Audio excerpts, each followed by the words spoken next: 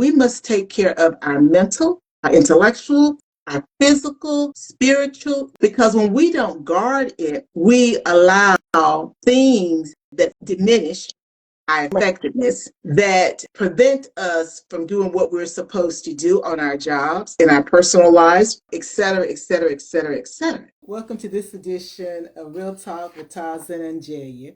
I'm your co-host, Dr. Teresa A. Smith, Dr. TAS, and my lovely co-host is OnJerya, who just happens to be my sister. Oh, Jesus. I'm like, okay, what are we doing tonight? And it's not Mercury retrograde. I don't know when I don't think that starts to like March, April, but no Right. Mercury retrograde. So I can't blame it on Mercury retrograde. No. That's always my go-to, you know. Not this time. Not this time. Oh, well. No. I don't know. It could have been user error, but I did exactly what I normally do. So we're going to go with it. Anything to make us, here. I'm on your Halle Berry already. I need to feel good. Exactly. So, to make me feel good. So how's life been treating you? I mean, life has been lifing. I mean, what can I say? Of course, glad to be here in the number. One more time. Has been interesting last couple of days, but can't complain. How about you? I'm not gonna complain. I'm not gonna complain. Um, you know, you guys, I think the TAS audience over here knows that I've been crying. I done picked it up again. But and I say that not to make you cry, but when you now I'm gonna sound like the old folks from when I was a little girl. When you look back over your life and you see where the Lord has brought you from, and then you see the hurt and danger that He protected you from, and you see that you're still in the midst.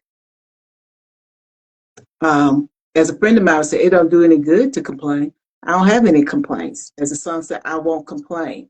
We just had a loss. Yeah. And it was a 22-year loss for you, and I'm gonna say 22 years for me. But on a personal level, probably about 10 years, meaning that I'd known the person for 10 years at least, because time goes so quickly. And the loss was a shock. But God is good, and I've learned not to question Him. After I questioned Him for about 30 some years, and I stopped questioning God. Yeah, because I would question Him, but then I stopped, because who was I to question God? So given all that's going on, it's good. Everything is great. So now, do you have something that's I wanted to say a burr in your spur or whatever in your whatever I think I like butchering things on purpose. Part of my comedic part of my personality. What's on your mind tonight, OnJerya? Oh, I don't know. I've been thinking, and as you stated, I'm not gonna cry because I am doing really good. Okay, like, I am doing really, really good. But reflecting on the last couple of days, and particularly a little over, the last week, it got me thinking. And when I attended the service, and you hear people remarks about, how good this person was, how, their smile lit up the room, and basically they always were taking care of other people. Mm-hmm. Now, it doesn't mean that they wasn't taking care of themselves too, Mm-hmm. but all you heard was the good deeds that they did for other people, and how, they always had their stuff together. So, they know that everything is going to be okay, because, of course, this person has a son. And so, they did everything that they need to do to make sure that he's taken care of. So as I reflect on that service, hearing the remarks, and just things that's just been transpiring, we've been hearing, we've been seeing, a thought came to me, and we say it, we hear it, you say it at the end of pretty much all of your lives, your interviews, and the statement is before you take care of somebody else, make sure you take care of you.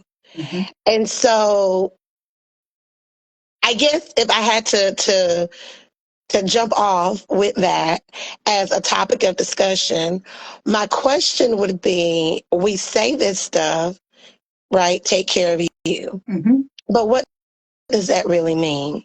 Mm-hmm. Because we hear different cliches and different phrases and lingos that we've heard down through the years. But what exactly do some of these things mean? So that would be where I would reflect on tonight is what exactly does it mean when you hear the phrase, take care of you? Because when I reflect back to us talking about the Wizard of Oz, and we talk about, Dorothy, the Scarecrow, the Tin Man, and the Lion, and basically how they all was on a journey down the yellow brick road. Everybody had their own path that they had to take. But ultimately, the end goal was to what? Take care of themselves. Mm-hmm. Right, to take care of themselves. Because, they were searching for something. And at the end of the story, as we all know, they found the things that they were searching for. So when we hear that phrase, take care of you, before you take care of somebody else, take care of you. What does that really mean? How do you know if you're truly taking care of you? Like, what are the signs? What are the characteristics? Like, how do you know?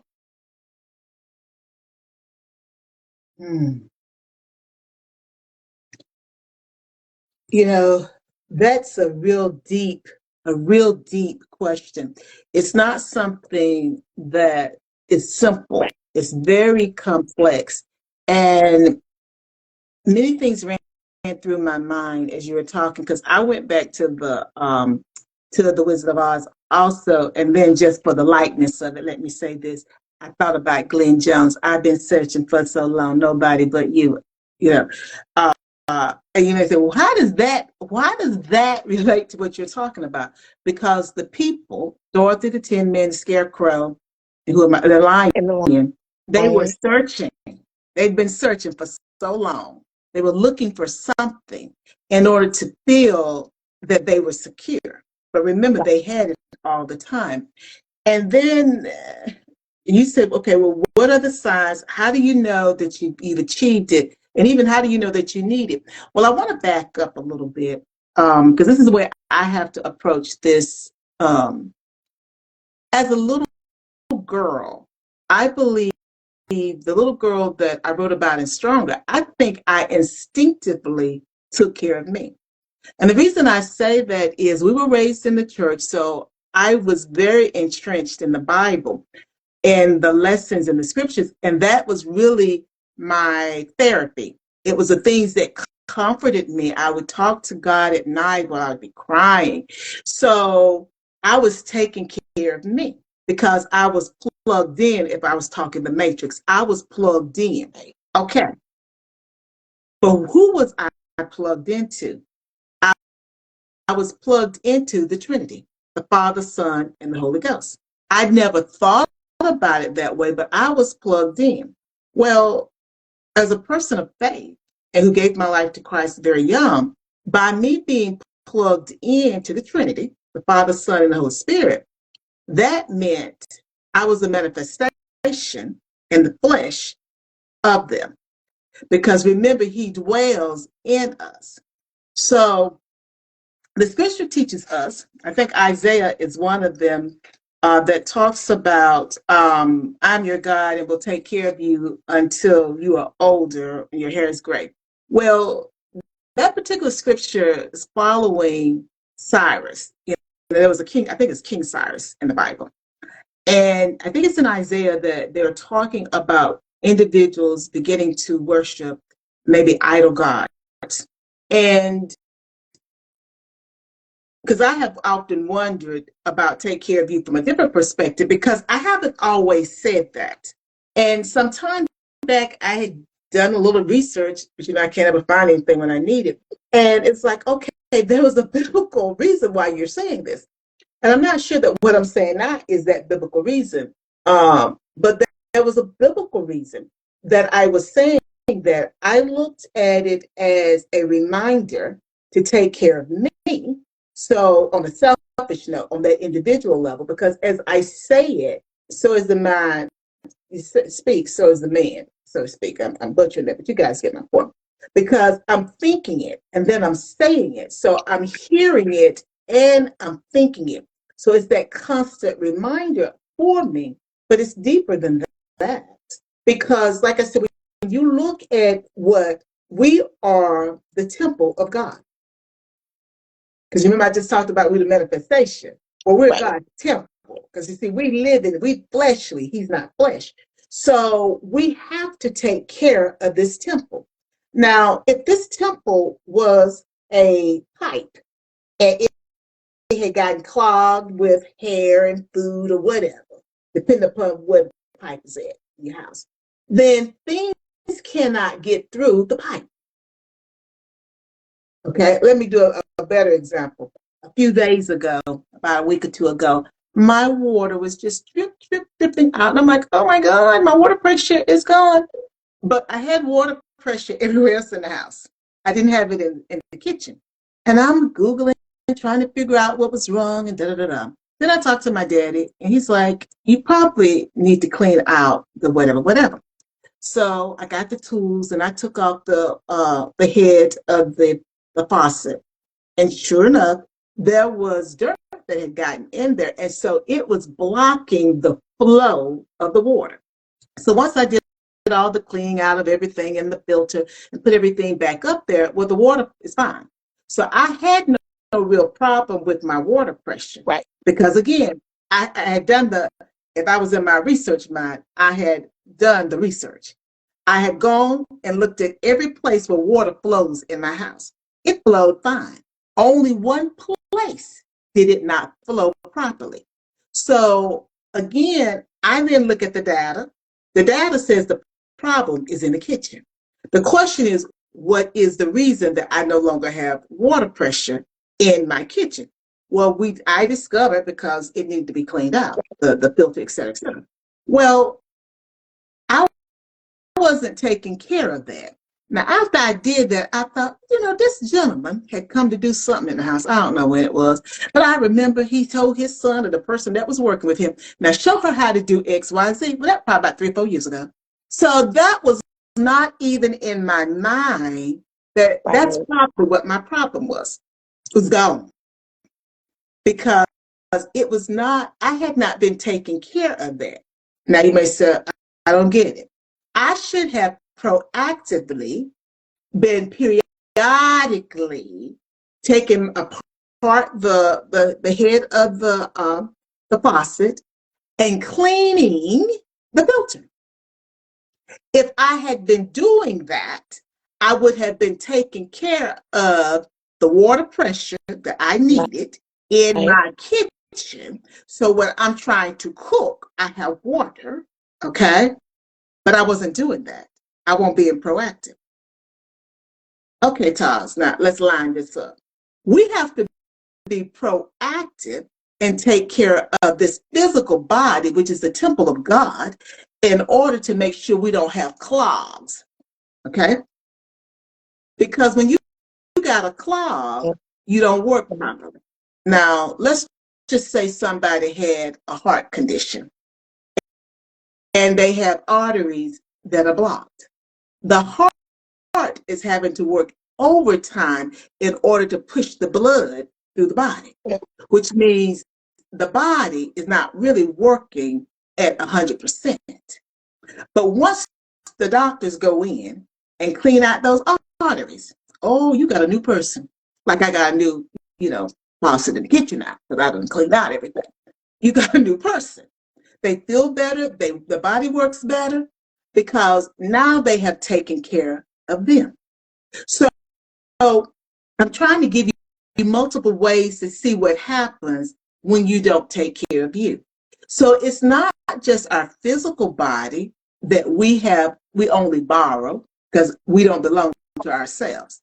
We Right. are borrowing this body. So because we are borrowing a body that is the temple of God, we must take care of our mental, our intellectual, our physical, spiritual. We must do that every day, every moment of the day. We must guard it because when we don't guard it, we allow things that will, if this is our body, we allow things to get in that stop up or diminish our effectiveness, that prevent us from doing what we're supposed to do on our jobs, in our personal lives, for if you're a person of faith, for whatever faith that you are, et cetera, et cetera, et cetera, et cetera. We're not able to do that the right way. So when we talk about this take care of you, yeah, it's an empowerment thing, but it's deeper than that because without you, nothing, nothing occurs. And each of us has a purpose.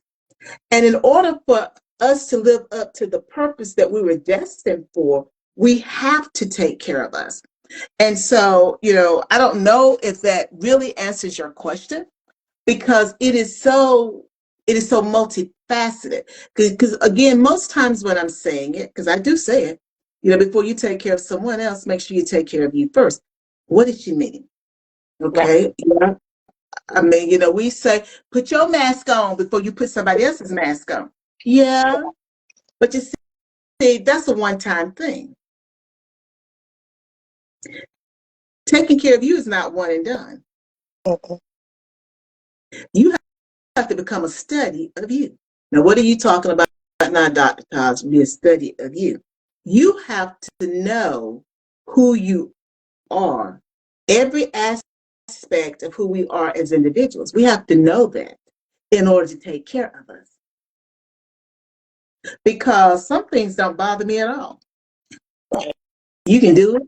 That's on you. And there's some things that bother me.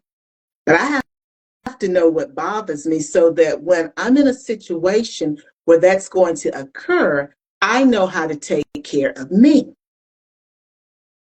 so that it does not cause me to have clogs in my body. Because remember, that pipe is an example. I don't want to be clogged up. Is that a thought? I don't want to be clogged up. I need everything to flow through and flow out.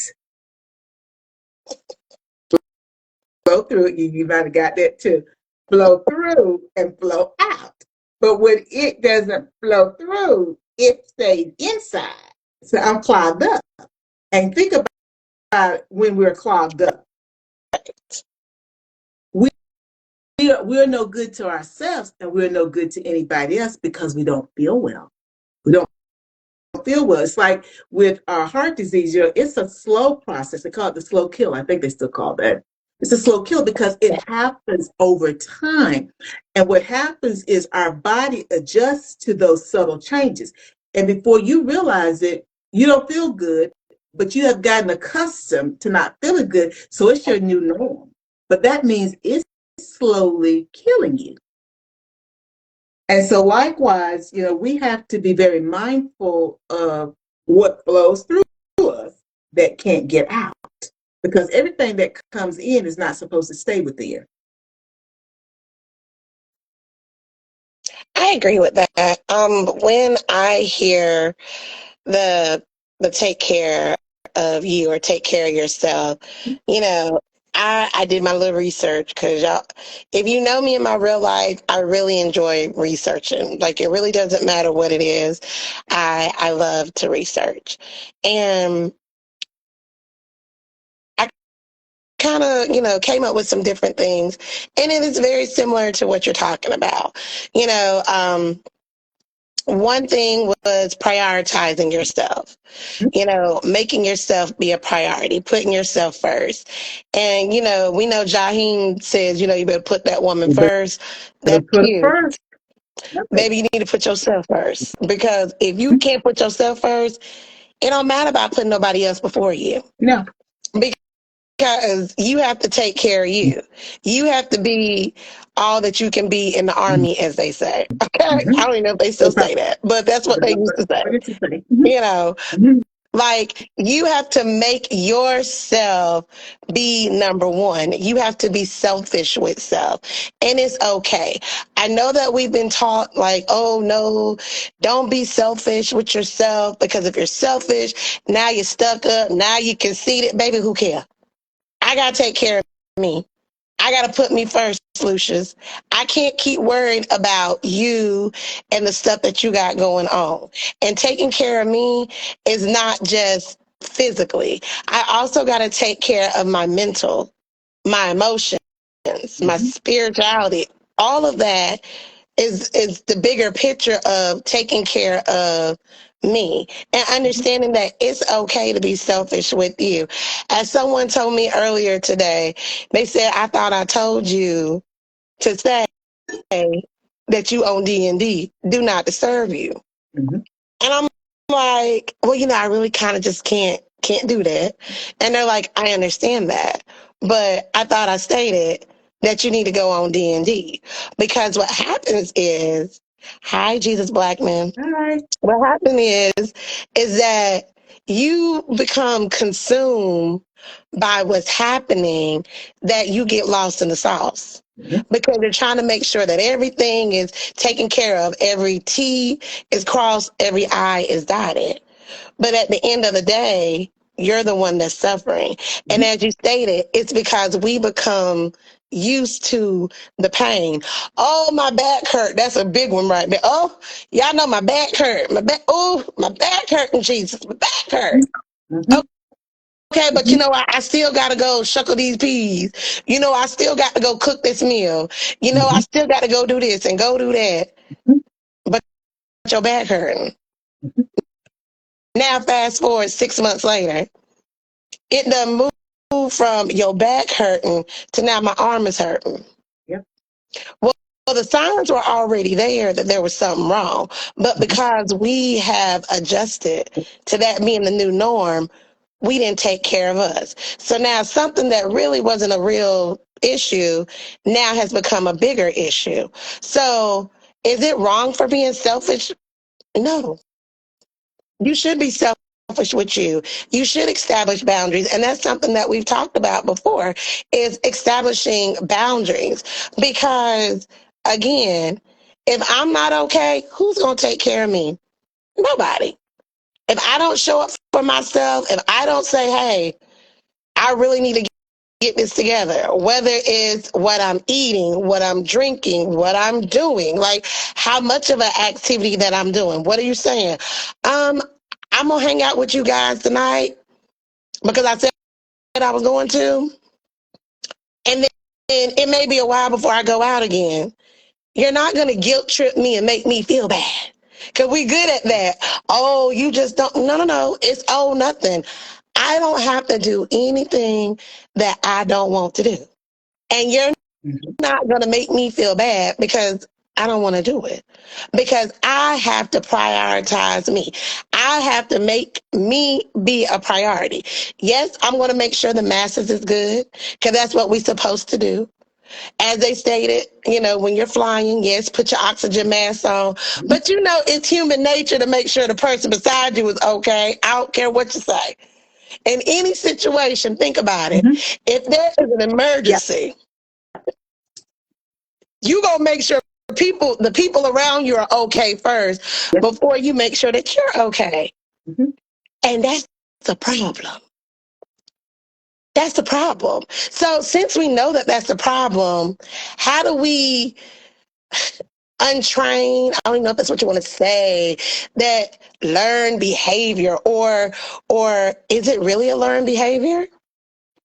Mm-hmm. Or is it something that we've just observed down through the years? Keep that for just one moment. Keep that right there for one moment. Okay. Mm-hmm. I'm making a little note here. I'm keeping it. Keep that for me. Okay. I was thinking, I've been thinking for so long. No, I can't be in that Glenn Jones tonight. I don't know if he was thinking, he was searching. But anyway, I was thinking as you were talking, well, I'm never thinking, he was revealing as you were talking. God so loved the world that he gave his only begotten son, that whosoever believeth in him should never perish, but have everlasting life. Then he reminded me that Jesus is love. Yep. Okay. And then he said, charity starts at home and spreads abroad. That, you know, and and what I'm saying with that, given the fact that I just talked about that we are the temple of God, and we don't belong to ourselves. So let me try to connect that for folks who are coming in like, what is she talking about? We don't belong to ourselves. He uses our vessel. And when you have given yourself to God, our bodies really belong to him. So we are the manifestation of God.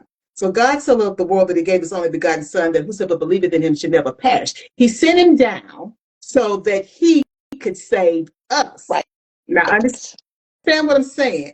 We are the manifestation of the Trinity, God, Jesus, whichever one you want to say. But we're the manifestation of that. And we know Jesus is love. Right. We are taught that charity starts at home and spreads abroad. Well, charity did start at home, because remember, Jesus is love. Right. Then he came down, died for us, and it went abroad.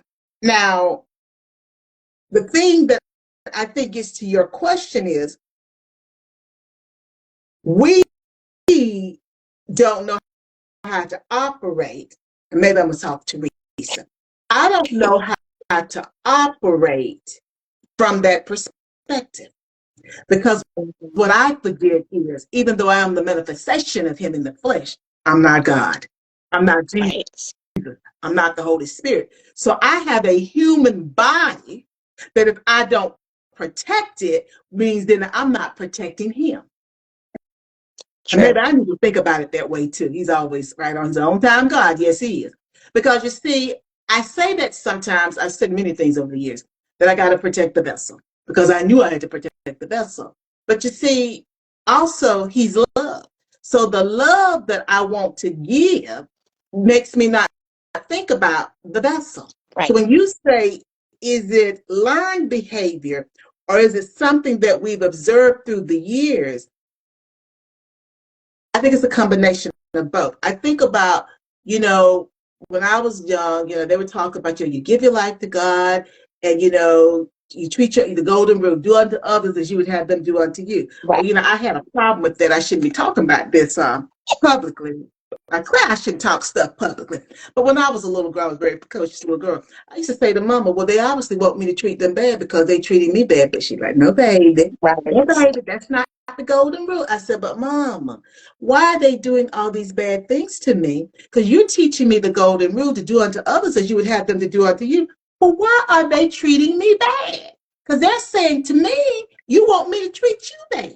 That's another conversation another day.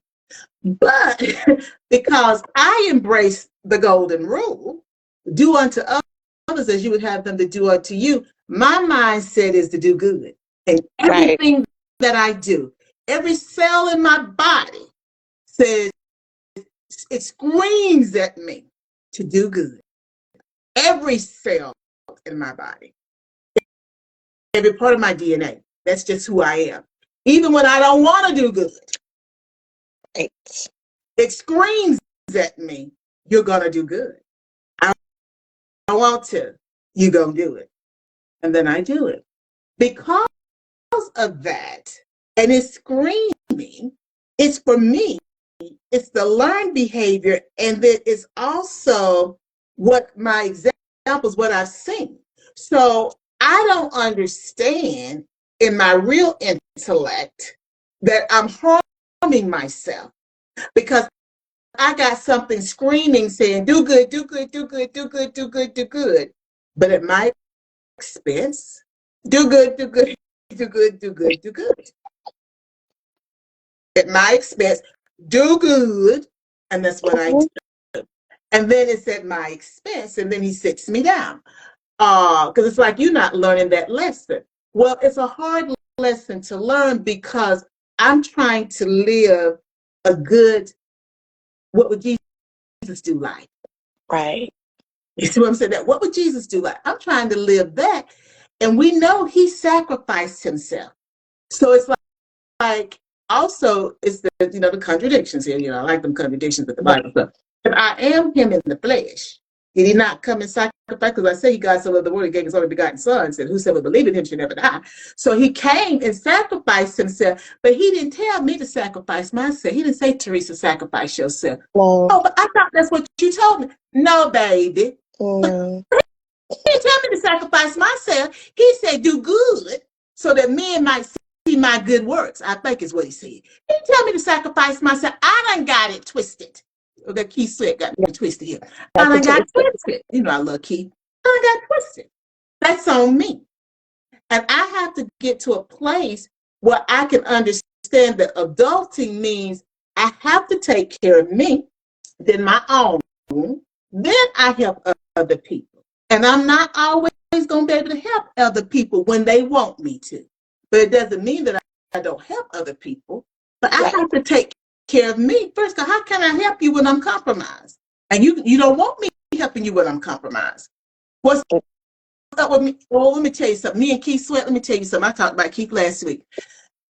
Keith Sweat, I love music.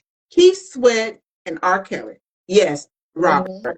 I did the same thing for both of them. When they came out in the 80s, because I'm an 80s, not baby, but I'm an 80s girl.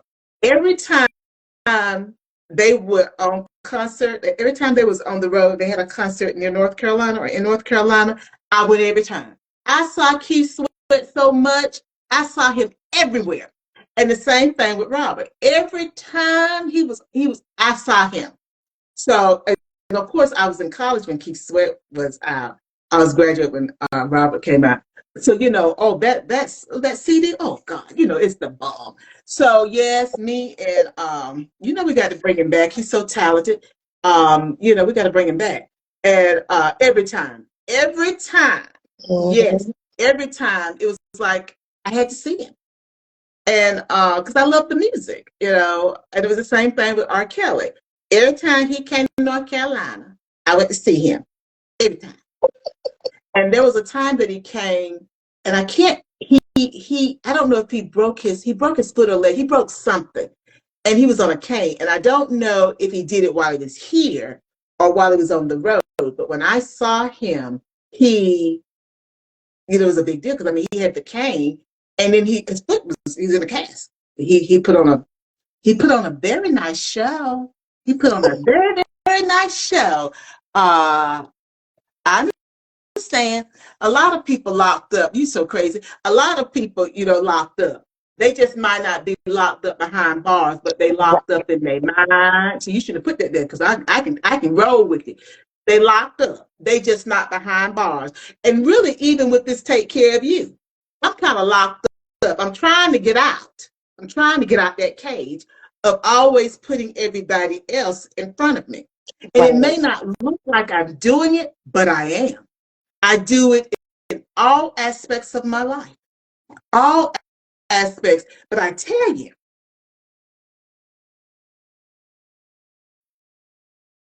that they're going to UnJerya and Jesus Blackman. Sometimes I'm a quote a woman at home. I'm just quoting something I heard when I was a little girl. We were having one of our Eastern Star banquets, and down at TW Bennett, UnJerya, you would have been a little girl, I'm sure. And the lady said sometimes she gets a little mischievous. Right. She's still living. She said sometimes I get a little mischievous, and she had a reason to be a little mischievous. I didn't understand what that reason was at the time, but I'm older now. Oh, she had a reason to be a little mischievous. She's probably forgot that she said that, but I was a young girl. But they said the children are watching, so I heard that, and I've never forgotten it. And what she was saying was not to talk about her business. She'd had all she could have. She'd had all she could stand. And as Popeye says, I can't stand no more. And I guess something had happened right before that event, and the regular people in the community would have known it. Sometimes she gets a little mischievous, and she won't up for it. But she was, she's a pillar of the community. She was doing what she needed to do. But even with what she did, or however she handled it, she took care of her. So she went and put a stop to that. And since then, sometimes she probably still had to be a little mischievous, but she's getting what she wants. Yeah. Y'all fill in the blanks. We's all adults. Y'all fill in the blanks. She's getting what she wants because I guess she said it's time to take care of me. I've done this. I've done that. I've stood this. I've done that. She stood behind this person. She raised good kids. Yada yada yada. No more. It's time for me to be taken care of. So she got a little mischievous. Nobody don't know who I'm talking about because nobody would remember that. But maybe Mama when I would say, you remember when so and so said that? She got a little mischievous. But I applaud her as we're talking about taking care of you because she took care of her. Right. And that's the thing, we worry about what people gonna say. At some point, but she's a good example of it, she said, you're gonna think what you're gonna think anyway, because you already know what the deal is. So let me go ahead on and put a stop to this. I'm not gonna have it no more. And I know her, I just said that. She said she's not gonna have that no more. She wasn't gonna stand for that anymore in her life. She had been embarrassed, but she's still trying to, make it seem like everything is just wonderful, wonderful, wonderful. And she's being embarrassed. She said, no more. She decided she was going to take care of her. And she's been doing that ever since. And let me tell you, she's doing quite well. He's taking care of her. You have to tell me who it is when we get off. I will. You're going to say, oh, I didn't know that. I just know the little bits of it that I can remember. Children be hearing the grown folks talking. You're not supposed to be listening. I'd be listening. But again, like I said, I applaud her because she did take care of her. But that took courage, though. And we go back now to the lion. That took courage to do that. We go back to Dorothy. She had the answer all the time. We have the answer. We have the intellect. We have the courage, but society makes us believe that we should not do this. And you talk about it, and I've said it's not selfish. And and sometimes I talk about self-love, but that's not strong enough. It's not strong enough because we are not being taught to love ourselves. It's like when I talk about respect, because it's about respect. I wasn't taught to respect me. Right. Because respecting me means I'm gonna take care of me. I was taught to respect others, not me. And it's not that my parents weren't good parents; they were excellent parents. But that's not what I was taught. I was taught to do unto others as you'd have them do unto you. Have good morals, be a good person, help somebody if you can help them, be respectful of everybody. Doesn't matter who they are, what their position in life is. And I was taught that you speak to everybody. When you walk in a room, you speak to them. Yes, that does start young. And it's hard to then break it because, like I said, my body be screaming, you got to take care of everybody else. You got to do it, do it, do it, do it. It's like, I can barely move around. You do it, do it, do it, do it. Okay. Because it's so ingrained. I'm gonna be a little controversial here. Your dad was military? Okay. Oh, you wasn't taught. Oh, I wasn't taught to respect me. Mm-hmm. Yeah. Mm-hmm. His dad was military. Mm-hmm. Be controversial with us. Let me see if I can say it. Hold on. Let me see. Let me see if you're gonna let me say it. Hold on. I know. Oh, I don't know. The hair got in my mouth. I don't know if you're gonna let me say it. Hold on. I understand. So been talking about the Bible. We've been talking about a lot of things. And we've been really focusing on, the golden rule, do unto others as you would have them to do unto you. Blase, blase, blase, blase, blase, blase, blase. Mm-hmm. Do you think, Mm-hmm. do you know where I'm going? I may, because I just did a Do, boom. do you think, I mean, I am not. I am not a Bible toting, scripture quoting. That is not who I am. Now, did I grow up in the church? Absolutely. Was I active in the church? Absolutely. I was on any and everything that you can possibly be on at the church. Okay, from being on the choir, I'm still on the kitchen committee and all that. I'm all of that. Okay, believe in God, all of that. But what came to me was we've been taught these things from the Bible. Mm-hmm. Do you think that has had a negative input or a negative, not input, a negative impact on how we view self-respect and this the phrase of taking care of you? Because I'm sure it's somewhere in the Bible. We're not gonna go down that rabbit hole. I'm trying to find that out tonight, but that's just some research, right? Is there something there that I don't want to say contradicts, but basically speaks to the fact of like, yes, I'm supposed to do unto others as I would have them to do unto me. Yeah, which means, again, when the mask is falling, I'm going to make sure your mask is on versus making sure that my mask is on. Because, see, I'm going to take care of you because that's what the Bible says, right? Because the Bible says to do unto others as you would have them to do. So that means that if I'm in crisis, my thought is that you would help me, right? Because, again, we're supposed to do unto others as you would have them to do unto you, meaning that you teach people how to treat you. So if I respect you, you're supposed to respect me, right? Because I am showing you, training you how I want to be treated, right? When you're talking to someone in a relationship and they ask those questions, what are you looking for? And baby, I'm not going to tell you what I'm looking for. Because if I tell you what I'm looking for, then that's who you'll become. And I'll never know if that's really who you are, or if you just this, lack of a better word, fake person who's just here creating, I'm trying to clean it up because who's creating a false narrative. There you go. That's not what I want to say, but that's how I'm going to phrase it. Is that what it is? Because again, it's almost like we talk about the Bible says do this, do that. But then we don't take care of home, right? Like you make the charity starts at home, but I'm not taking care of me, right? Because I then have to take care of all these other people. So is it having a negative impact, a negative influence, the boomerang, whatever effect as it relates to taking care of yourself? Because it almost sounds like it's wrong. And again, I am not trying to go against the Bible. Do not come for me about, Deacon Smith, your daughter was up there talking about, she don't believe, that ain't what I said. Okay? Don't go tell the deacon and the deaconess, said nothing. Okay? I don't need my phone ringing with my parents being like, you know better than that. I'm just saying, like, we don't think about it. Because again, we hear these parables, we hear these verses and scriptures, and I don't think we actually take the time to think about it. Like what that really means. So that's why I said I don't want to, I'm going to get controversy. Some people going to be bothered, but it's okay. I love you. I love a good debate.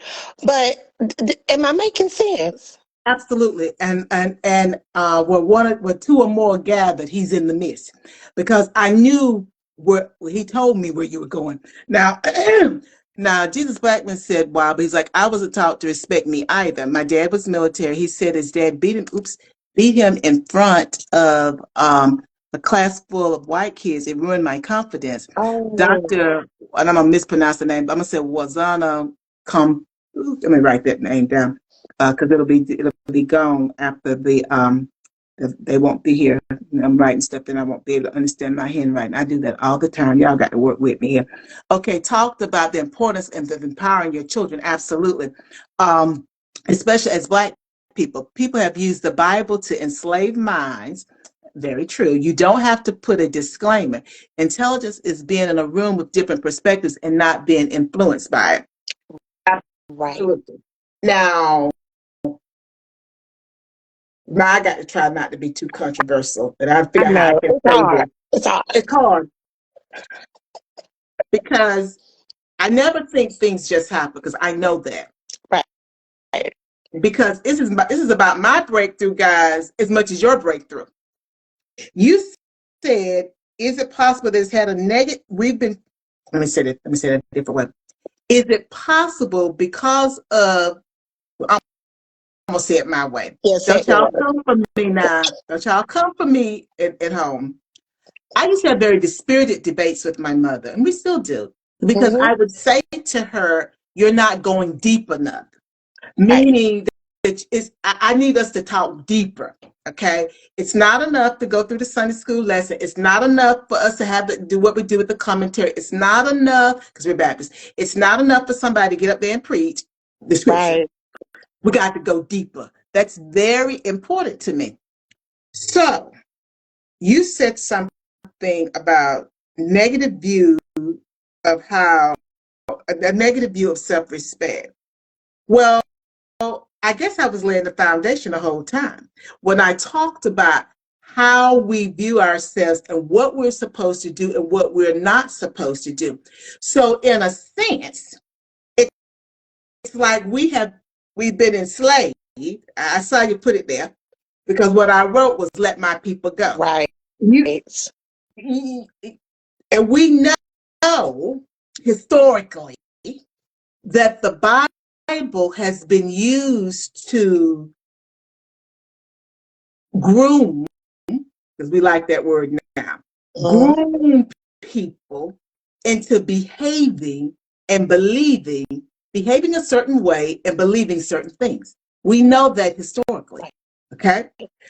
So if we go with that train of thought, and I just throw ham out there, you guys can roll with that for yourself. Look it up. If we go with that thought, and I'm going to talk about TAS now, it makes sense for me because you're telling me to change my mode of operating. Right. And this has been, if I talk about what your thing about your father beating you in front of the group of students, Jesus Black, but this has been beaten into me since I was a little girl. And now you want me to flip the switch. I don't know how to flip the switch because that's all that I know. But the question then becomes, who benefits from that? That's a good question. Lots of people benefit from it. Oh, yeah. Okay.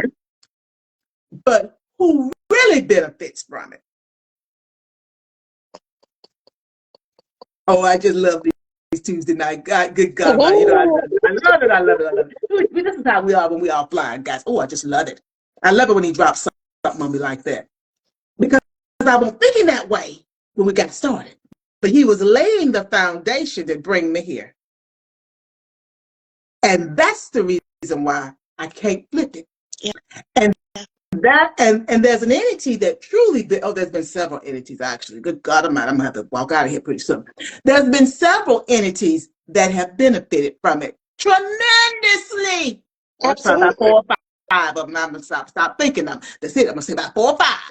There's been about 4 or 5 areas, industries, or people, or whatever, that have truly benefited from that. Yes. But that's because it was ingrained in me. Ooh, right. Help me somebody. That's Uncle Jeffro. Help me somebody. And because of who you are, oh, come on here, Black man. Come on here, Black gal. Come on over there. Because of who you are and whose you are, you have used that against me. And I have been your puppet. There's a song about puppet too. I've been your puppet. It's a secular song. I wish I could figure out what is playing in my head. I've been your puppet. Yeah. But I could be your puppet because it was ingrained in me. Now, how did it get ingrained in you? Because it was ingrained in my family. Then it was ingrained in the next generation back and the next generation back. You see? And because it's coming down through all those generations, it's passed on to me. And now we're in the 21st century, and I'm saying you need to take care of you. It's like, why can't that child take care of herself? What is wrong with her? She got all the degrees and she can't take care of herself. No, because it's something saying, you got to do it, you got to do it, you got to do it. And my testosterone doesn't rise. It doesn't overcome that. And the reason it doesn't overcome, because, we got testosterone, and women have testosterone too, and estrogen. But the reason my testosterone can't overcome it, it overcomes it sometimes, but it can't sustain it, is because my mother's name is Gloria Bennett Smith. And Mama says that you help people. She made us that type of person. You don't take up time with them now, but you help everybody. Yep. You help everybody. But Grandma told her that Mama said, but see, like I keep telling Mama, some of them things you just didn't go deep enough. She didn't have time to have a conversation with Grandma because Grandma had died. But you didn't go deep enough because you instilled that in us. But that's the reason I can't fight it. Let me say that differently. I do fight it, but it sometimes wins. Sometimes I win, and sometimes it wins. And most times it's winning, and I'm losing. To add to your point about people benefiting from things, read the book Unlimited Memory. Okay. Unlimited Memory. And it speaks on multitasking being bad. Yes, for mental health, absolutely. People have benefited from multitasking idea. Yeah. Because I was in a training last fall, and I can't remember what they called it, but they were saying we really don't multitask. We think we're multitasking, but we're not. And mentally, you're right. Our mental health is being impacted. Ooh, stop talking to Jesus back man. Our mental health is being impacted. Ooh, Jesus, help me, somebody.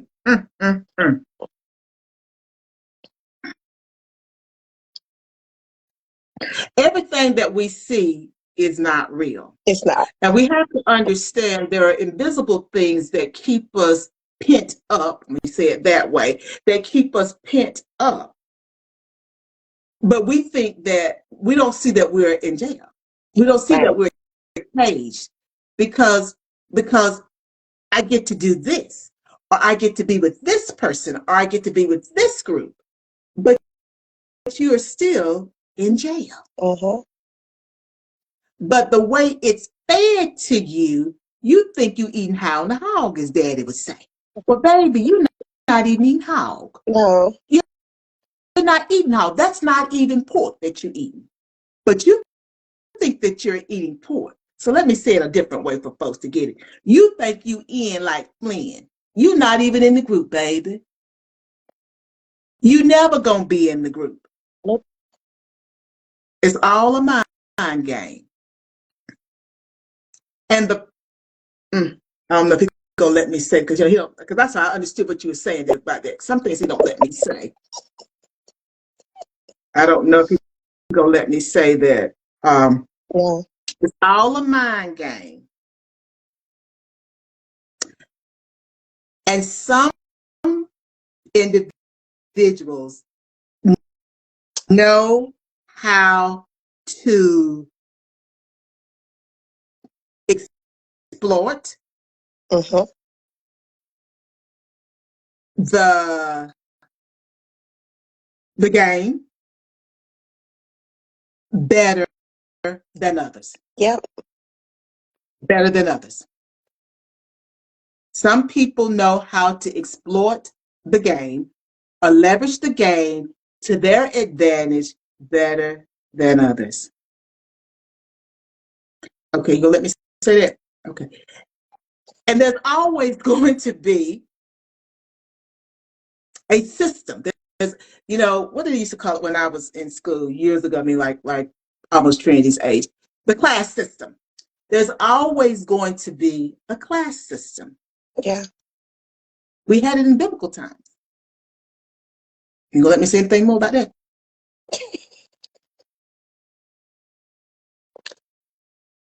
There's always going to be a class system, and there has to be systems put in place to maintain the class system. I think that's about all he's going to let me say. Jesus Blackman. I think that's about all he's going to let me say. I think that's about all he's going to let me say. But it's deep. That's not a book I'm going to be writing. It's too deep for me. But it's true though, because it's almost like, when we talk about, like the wizard, right? Mm-hmm. Like the wizard was the one that was pulling the strings in the Wizard of Oz. Yep. But then we found out that the wizard really wasn't who we thought that they was. And that's basically the same thing with these puppet masters that play games with people who are big on manipulation because they get off on that, right? Like it's a kink, as some will say. It's a kink.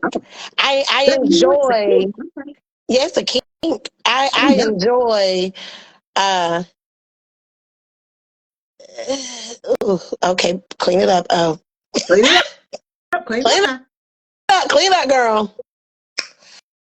I enjoy playing with your mind. That's not what I was going to say. If you know me, I enjoy playing with your mind. I'm gonna leave it at that. I get off on that. I get off on seeing people grovel and throw themselves at me because it makes me feel good to put Class other system. people Class down. system. It is very much the class system. So, again, at the end of the day, you got to take care of you. And that's going to mean different things to different people, right? But the bottom line is the overall taking care of you is going to be your mental health, your physical health, your emotional, spirituality, all of that. You have to take care of yourself because if you don't take care of you, nobody else is going to take care of you. Because as we can see in the world that we live in, people do not care. They are all about self and nobody else. And if you don't get with the program, whether learn, unlearn, observe, or unobserve, or however you want to phrase it, you gonna miss out. That train gonna keep on rolling, as King George said. It gonna keep on rolling, choo choo, and you gonna be the miss the train, and you still gonna be at the station. Train gonna be gone, and you still at the station, trying to figure out what happened. What happened was you were taking care of other people while they were taking care of themselves, and they went out there and got on that train, but they didn't tell you that you need to get on the train because why would I help you? You helping me. Thank you. You helping me, so why am I gonna help you? I'm not gonna help you. I'm gonna drop little nuggets, nothing really beneficial, just enough to make it seem like I actually care about your well-being, but I really don't. So I'm gonna get on the train. Now I'm not gonna tell you what time the train leaves the station. Now I might say, hey, we going on this train ride. Do you want to come? And you're gonna be like, sure, why not, right? But I'm not going to really give you any details about the train ride. I'm not going to, say where we're going. I'm not going to tell you, how to pack. I'm not going to tell you any of that because, again, I get off my kink on seeing you squirm. I get off on seeing you think that I care about you when I really don't care about you.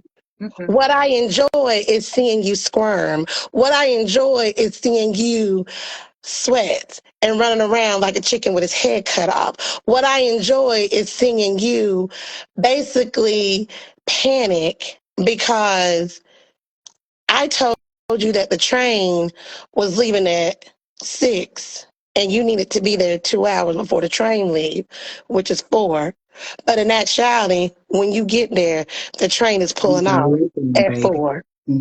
It's gone. And Choo I choo. don't feel bad about the fact that you missed the train. Not at all.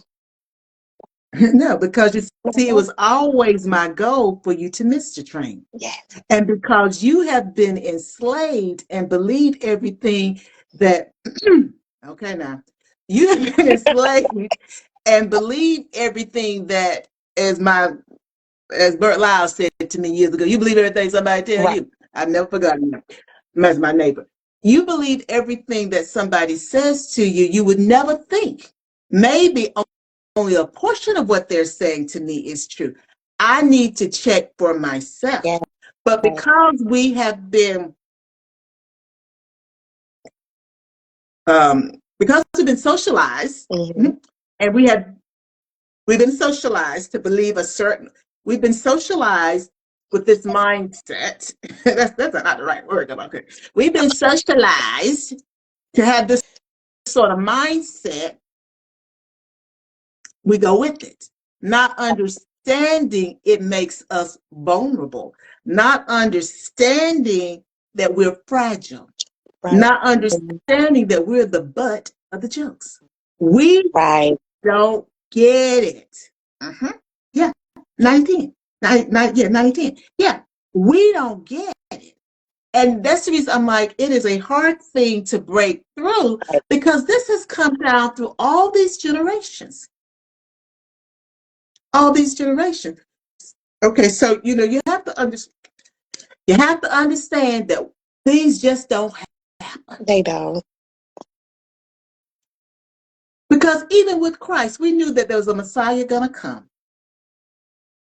Yeah. It had been prophesied the Messiah was coming. The Messiah was coming. It took all those 30-some generations for him to come, but he did come. Now, understand that was being put into people's DNA because, again, it's being told and told and told, and they were all looking for him. But it Right. didn't happen in this person's generation. It didn't happen in that person's generation. But the story was still being told. He's coming. He's coming. Oh, God, I don't know if I'm going to let you get me tonight. He's coming. He's coming. He's coming. Yeah. He came and they crucified him. And I know he had to come to be crucified, but let me see if he's going to let me clean this up for you. He's coming. He's coming. Oh, Jesus. You're going to let me say it. He's coming. He's coming. He's coming. That's in my DNA because that's been passed down to me that he's coming. We in physical bondage because we've been, Pharaoh let my people go. We have been in bondage and he's coming. And he's going to free the people. And we're going to probably have to end it on this. He's going to free the people. Let me go back to where I had written Moses, let my people go. He's going to free the people because it happened in both places. He came down. They had a choice to save him or to let him go to the cross. Now, I understand he had to go to the cross, but it hurts me so bad, God. You got to understand it hurts me because he came to save us. They said, send him to the cross. Now, we talk about the mentality now. Understand? I'm talking about a mentality. I'm talking about a mindset here. They waited all these generations for the Messiah to come. He came. They saw the miracles. When it was time for him to go to the cross, we don't have to send him. We can send Barabbas. But no, we're going to send him, the King of Kings. We're going to send the carpenter's son to the cross. The mindset. He came to free them, but they were still enslaved in their mind. Yeah. Now, let me go back over to Moses. We done prayed. We done making bricks out of straw and all that. Finally, he said, take them. He don't say take them, but finally they leave it. They get across. He parts the Red Sea. They go across on dry land. They've seen the miracles. Moses goes and, go have a little conversation with God. Just a little quick conversation. They revert back. And I say revert, but they never lost that mindset because that bothers. These are little things that have bothered me my whole life since I was a little girl because these things helped me. And I just couldn't understand. How could you, he gave me the answer tonight, how could you, after seeing all of this, you've been praying for generations. They've been praying to get out from under Pharaoh. And you are part of that generation that's on your way to the promised land. He stepped away. way, you go back and start worshiping the idol God. Mindset. I was out of Egypt physically, but my mind was still in Egypt. I was still enslaved in my mind. And it takes something to unslave a mind. Well, like Harriet Tubman said, she would freed more if they knew they were. Jesus, kick me near the cross. Where I first saw the light, it was by faith that I received my eyesight, and now I'm happy all the days. Yes, she could have freed more if they'd have known they were slaves. Right. If they had known they were slaves, but they didn't know. OnJerya, Jesus Blackman, y'all go get us in trouble. This has been good. This did not end up the way I thought it was, but he's always on the throne. And he always takes us the way that we need to go. I wasn't ready before. See, now I understand why I can't let it go. I just can't let it go. I'm trying to fight generations Right. of mindset that has been put into me. For other people, they don't have to fight it. And I thought maybe it's a man thing. Or woman. No, this has been poured down through my generation. And then, like I said, Mama sealed it. She sealed it. See, she sealed it because of how she maneuvers and how she does things. But God said tonight, I have heard your cry. And they tell me he'll dry your weeping eyes. And I'm going to give you an answer so you understand why, as my friend Diane would say, if she was still living, you get stuck on stupid. Right. Why you get stuck on stupid? Because you know better, but you still get stuck on stupid because I'm fighting generations of mindset. You have to laugh sometimes to keep from crying. But that's it, because it doesn't make sense. And I know it doesn't, but I still can't let it go. Fighting generational mindset. Now, that's what you call a generational curse. Yes. That's what you call a generational curse. We ain't talking about no incest. We ain't talking about no physical abuse. I'm not even talking about emotional abuse. When you think you're doing the right thing for the right reason, but you're actually doing the wrong thing, and you are continuing the invisible things that hold us hostage, and you don't even realize it. But you thought you were doing the right thing. You got it. You got that, didn't you? I'm gonna let you have the last word before we do our sign. I got to start taking care of me. Good God Almighty, He gonna help me tonight. I mean, what else can be said? I mean, we at the end of the day, no matter how you slice it, you have to figure out how you're gonna take care of you. Even though that may not be something that you've learned, observed, endured, however you want to look at it, you still got to take care of you. Because if you don't take care of you, trust me, I'm seeing it. Yeah. Not me living it, but some other folks are living it. I hear you now. Woo! And that's a whole different conversation for another day. But yeah, some of them people that did not take care of themselves, or they thought they were taking care of themselves, that thing done backfired on them, and they now living it. But yeah, so the main thing is, again, please take care of you before you take care of somebody else. Because again, if you don't take care of you, I promise you, no one is going to take care of you. And even if they do take care of you, no one's going to love you better than you love yourself. Because only you know how to love yourself. And again, that's a topic for another day. Because I know the question is, well, how do I love myself? A topic for another day. And I just got to say, because I just thought you might was going to tell them that only you could put out forest fires. Yes, only And I love it when you say that. No one is coming to save you, Jesus. But that's right. And as soon as you can get that in your head, yes. because my thing is not, but I can't put it as part of my sin, but he may slip out sometime. Whatever's keeping you from taking care of you, you need to figure that out. Because as you said, nobody is coming to save you. No, honey. You got to save yourself. And I said that in a video. I hadn't put it out yet. I don't think I'm putting it out tomorrow either. But you'll hear it maybe next week. Yeah, nobody's gonna come and save you. You got to save yourself. But that means taking responsibility. And I'm gonna go back to your thing that Harriet said. Lord, I'm gonna have to get off here because he's gonna get me soon. I got to know that I need to be saved. Okay. And you see, I don't even know that I need to be saved. I'm so far gone.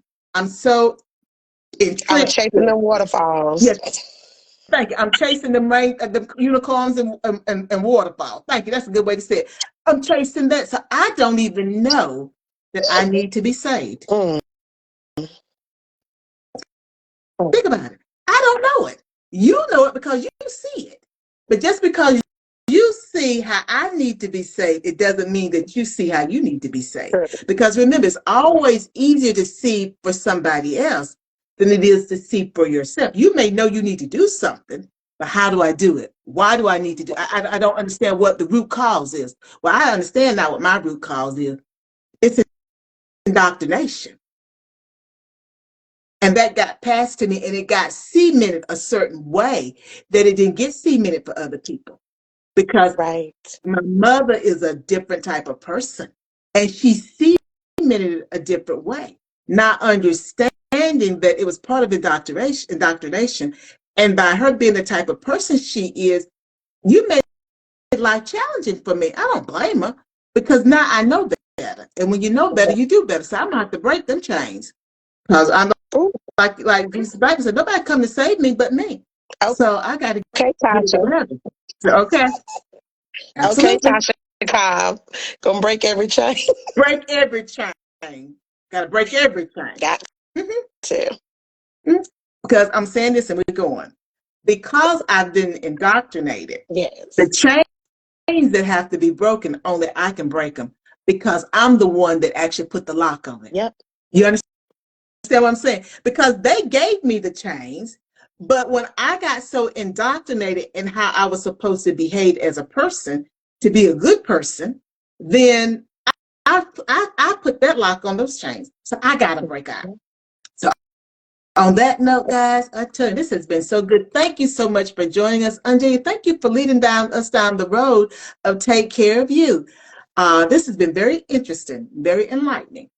And thank you, everyone, for joining us. And you know my sign off. Before you go try and take care of somebody else, figure out why you can't take care of yourself first. Bye now. Bye. Bye. That sounds like the book, The Miseducation, yes, of the Negro. You are right. It does sound like the book, The Miseducation of the Negro. Absolutely.